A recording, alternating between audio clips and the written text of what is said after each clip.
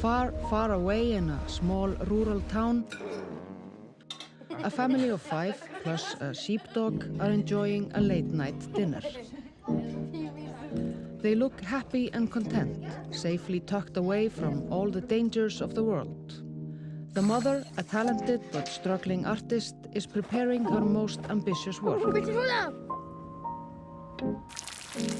It's nice. Are they all brown?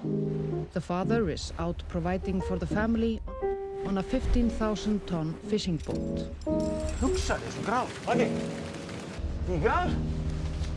The children are privileged with the freedom of running around without a care in the world, living in perfect harmony with nature, whatever that means. There are no far-right extremists or murderers in this film. Only normal people with normal feelings and normal problems. We are interested in the small everyday things like hiking, washing a dog, snow, food, frozen fish, rubber boots, the seasons, orcas, summer dress, Jeanne d'Arc, Segja þér að maðurinn er aumingju, Hulda?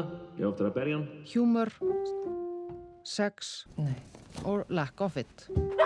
All of the things that really matter. But underneath all of this, there is something hidden. Something that we don't understand. Something ancient. Animal. A dark secret. Drafst hann?